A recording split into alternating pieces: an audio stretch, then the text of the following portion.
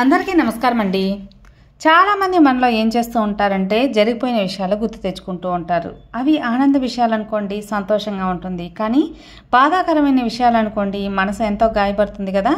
దీనికి సంబంధించి ఒక మంచి కథ మీతో షేర్ చేయబోతున్నాను. Welcome back to our channel positive vibes in Telugu. ఒక షీలా అనే ఒక అమ్మాయి ఉంటుంది. ఆ అమ్మాయి జరిగిపోయిన వాటి గురించి పదే పదే ఆలోచిస్తూ ఒక డిప్రెషన్ మోడ్లోకి వెళ్ళిపోతుంది అనమాట.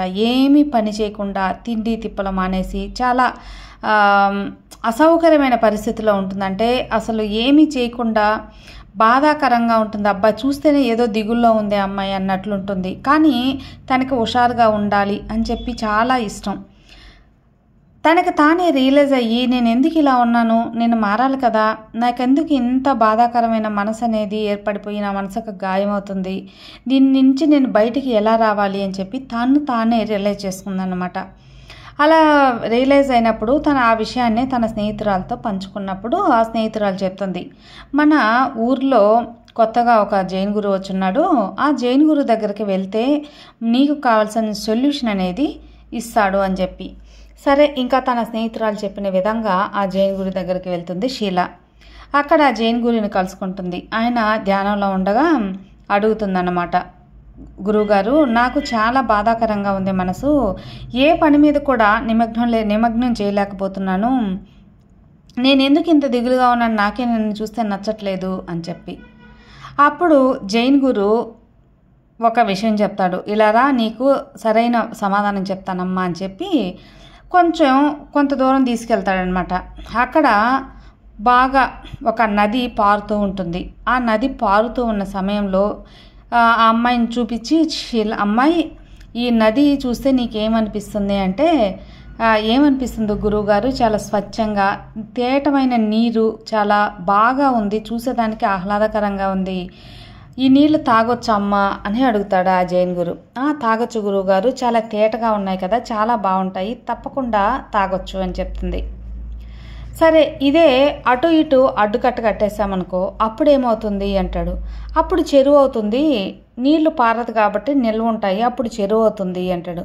అప్పుడు ఆ నీళ్లు తాగగలమంటే అది ఎలా తాగుతాం, ఎక్కువ పాచి పట్టేసి ఉంటుంది, బురద చేరిపోతుంది, మురికి నీళ్ళు అయిపోతాయి, దాంట్లో చెట్లు చేమలు అలాగే ఇతర జీవరాశులు పెరగటం, ఆ నీళ్లు తాగటానికి పనికిరావు అని చెప్పి చెప్తుందన్నమాట.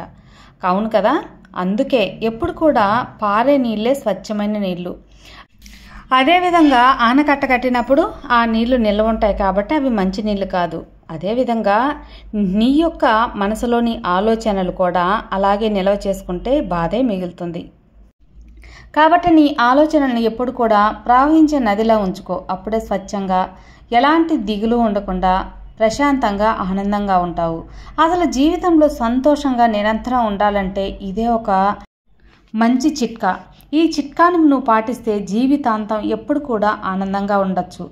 జరిగిపోయిన దాన్నే తలుచుకొని అయ్యో ఎందుకు ఇలా చేశాం, ఎందుకు ఇలా చేసుకుండకూడదు, ఈ సమయంలో నాకే ఎందుకు ఇలా జరిగింది అనే విధంగా జరిగిపోయిన బాధను తలుచుకుంటూ ఉంటే మరింత బాధ పెరుగుతుంది, కానీ బాధ తగ్గదు కదా.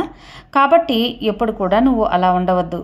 జరిగిపోయింది మార్చలేవు, జరగబోయేది నీకు తెలియదు, కాబట్టి జరిగే క్షణాన్ని ఎప్పుడు ఆనందంగా అనుభవించు అని చెప్పి ఆ జైన్ గురు వివరంగా చెప్తాడు. అదేవిధంగా మన మనసులో మన ఆలోచనలో రెండు శక్తులు ఉంటాయి. అవి ఒకటి నెగిటివ్ శక్తి, అలాగే రెండవది పాజిటివ్ శక్తి.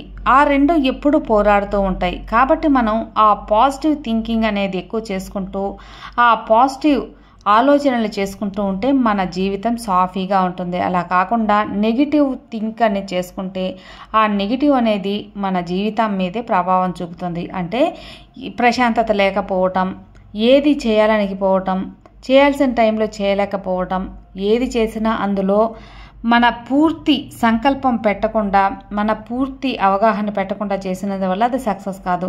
ఇలా ఎన్నో ఇబ్బందులు అనేవి తలవుతాయి. కాబట్టి నీ జీవితాన్ని ప్రశాంతంగా ఆనందంగా ఉంచుకోవాలంటే జరిగిపోయినవి తలుచుకోవద్దు.